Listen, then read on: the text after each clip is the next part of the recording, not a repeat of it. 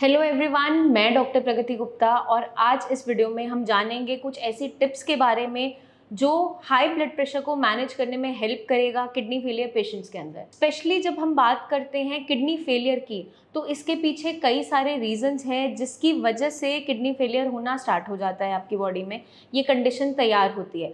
तो उनमें से हाई ब्लड प्रेशर एक मेजर रीज़न है जो आपको आजकल ज़्यादातर पेशेंट्स के अंदर देखने को मिलेगा, जिसकी वजह से आपका सीरम क्रिएटिनिन, यूरिया सब बढ़ना स्टार्ट हो जाता है, प्रोटीन लॉस होना स्टार्ट हो जाता है, यूरिन के अंदर झाग आना स्टार्ट हो जाता है। तो ये सारी की सारी कंडीशंस देखने को मिल जाती है। अब जब आपका ब्लड प्रेशर बॉडी के अंदर रेस करता है तो क्या नुकसान देता है आपकी किडनीज को, उसको आप समझ लीजिए। जैसे ही आपकी आर्टरीज पे ब्लड का प्रेशर बढ़ता है, मतलब कि जो आपका ब्लड फ्लो है बहुत ज़्यादा बार बार प्रेशर के साथ वहाँ पर अगर आ रहा है, बैंग कर रहा है आपकी आर्टरीज पे, तो आर्टरीज की जो वॉल्स हैं उनकी थिकनिंग होनी स्टार्ट हो जाती है, पैसेज है वो अच्छे से नहीं हो पाता, तो ब्लड किडनी तक अच्छे से नहीं जा पा रहा होता, जिसके कारण से किडनी को न्यूट्रिशन नहीं मिल पाता, या फिर बार बार चोट लगने की वजह से, बार बार बैंक होने की वजह से किडनी के जो टिश्यूज़ हैं वो अपनी नेचर को ही बदल लेते हैं, अपने टेक्सचर को बदल लेते हैं और वहाँ पर हार्डनिंग होनी स्टार्ट हो जाती है।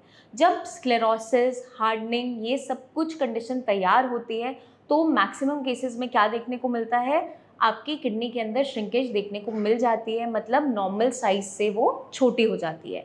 अब जब ऐसी कंडीशन तैयार होती है तो आपकी किडनी की फंक्शनिंग पे इम्पैक्ट आता है और जितना वेस्ट मटेरियल फ्लश आउट होना चाहिए था यूरिन के रास्ते वो नहीं हो पा रहा होता, बॉडी में ही रह जाते हैं, बाहर फ्लो नहीं कर पाते। तो उस कंडीशन में हमें ये सारे लक्षण भी देखने को मिलते हैं, जैसे यूरिन में झाग आना, पेशेंट का खाना खाने का मन ना होना, पेशेंट का वज़न गिरते रहना, या फिर चक्कर महसूस होना या घबराहट महसूस होना, ये सारे लक्षण देखने को मिल जाते हैं। तो इस वीडियो में हम जानेंगे कुछ टिप्स के बारे में जिनको ध्यान में रखते हुए हम अपने ब्लड प्रेशर को मैनेज कर सकते हैं।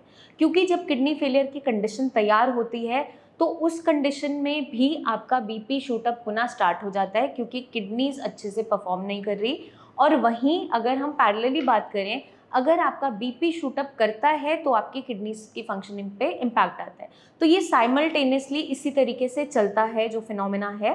तो हमें अपने ब्लड प्रेशर को बैलेंस में रखना, मैनेज करना बहुत इंपॉर्टेंट है। बीपी रीडिंग्स, जो नॉर्मल रीडिंग्स होता है वो 120/80 माना जाता है, but individual to individual vary करता है, हर कंडीशन में बिल्कुल 100% एग्जैक्ट नहीं रहता। तो अगर आपकी जो रीडिंग्स हैं 140/90 आ रही हैं या उससे ऊपर जा रही हैं, तो उस कंडीशन में हाई ब्लड प्रेशर काउंट किया जाता है। तो नीचे की जो रीडिंग है डायस्टोलिक 80, ये हमें 70 to 80 के बीच में मेंटेन हम करना चाहते हैं।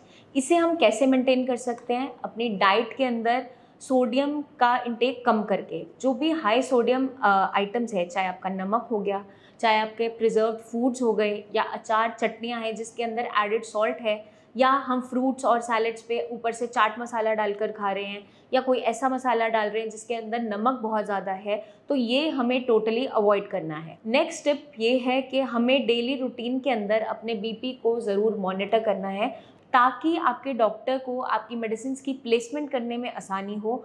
आपका बीपी इतना इजीली मेडिकेशंस पे भी मैनेज नहीं हो पा रहा होता है, हमें बहुत सारी मेडिसिन जल्दी जल्दी प्लेस करनी होती है, क्योंकि जो उसका 4 से 6 घंटे का एक्शन है वो भी ड्यूरेशन कम होता चला जाता है। आप मेडिसिन खाते हो, 2-3 घंटे नॉर्मल रहेगा, फिर शूटअप करता है।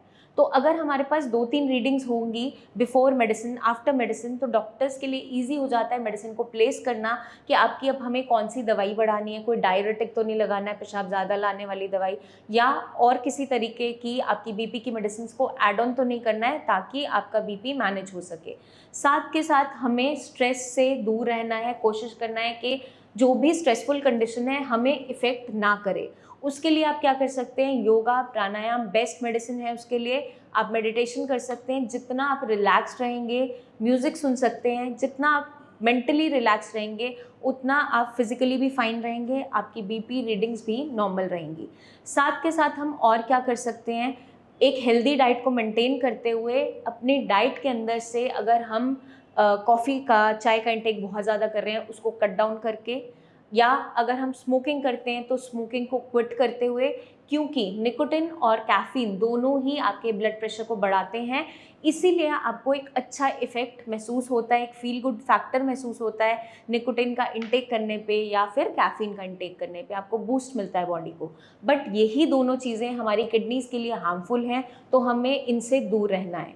साथ के साथ हमें अपने स्लीपिंग पैटर्न पे ध्यान रखना है। कुछ लोगों की नाइट शिफ्ट्स होती हैं, तो अगर आपका बीपी शूट अप कर रहा है तो हमें स्विच करना है उसे, डे शिफ्ट में आप ऑप्ट कर लीजिए अगर आप ऑफिस में पॉसिबल है, मेडिकल लीव्स लगाकर या मेडिकल डॉक्टर से लिखवा कर कि आपके लिए वो सूटेबल नहीं है शिफ्ट, क्योंकि नाइट शिफ्ट्स हर किसी को हैबिट नहीं होती और मेटाबॉलिज्म वहाँ पर ख़राब होता चला जाता है।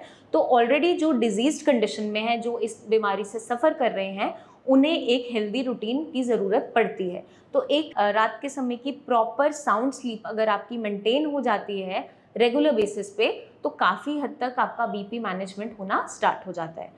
साथ के साथ वाटर का इंटेक अच्छा रखना है, ऑप्टिमम अमाउंट में रखना है, ताकि यूरिन के रास्ते सारे टॉक्सिन्स फ्लश आउट होते रहें। तो अगर आपकी बॉडी में कहीं पे भी सूजन नहीं है तो आपको पानी की मात्रा को कम नहीं करना है, स्पेशली ड्यूरिंग समर्स आपको डिहाइड्रेट नहीं होने देना है अपनी बॉडी को।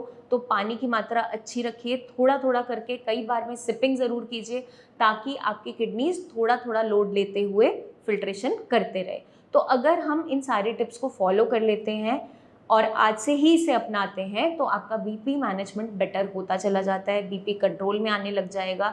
जो बहुत सी दवाइयाँ खाने पे भी कंट्रोल नहीं हो रहा था, इन छोटे छोटे चेंजेस की हेल्प से वो आपको सपोर्ट करेगा और आपका बीपी मैनेज होना स्टार्ट हो जाएगा। और अगर हमें ऐसा एनवायरनमेंट मिल जाता है तो आपकी किडनीज रिपेयर लेना स्टार्ट कर देती हैं, आपका क्रिएटिनिन, यूरिया सब डाउन होना स्टार्ट हो जाता है। तो आज से ही इन टिप्स को फॉलो कीजिए और हमें बताइए कमेंट करके कि कितना बेनिफिट आपको मिला है। आपके माइंड में और भी कुछ सवाल हो तो ज़रूर पूछिए, हमारे टीम ऑफ डॉक्टर से खुलकर आप बात कर सकते हैं नीचे दिए हुए नंबर्स पर। और कोई किडनी रिलेटेड इन्फॉर्मेशन आपको चाहिए, बहुत सी वीडियोज़ हैं हमारे चैनल्स पे, उनमें भी आपको अगर नहीं मिलती अपनी क्वेरी का जवाब तो आप कमेंट करके हमसे पूछ सकते हैं। नेक्स्ट वीडियो का जो टॉपिक रहेगा वो आपके ही क्वेरी में से रहेगा, तो हम आपकी हर एक परेशानी को सॉल्व करेंगे। बस आपको क्या करना है, इन टिप्स को फॉलो कीजिए, अपना खास ध्यान रखिए। Take care.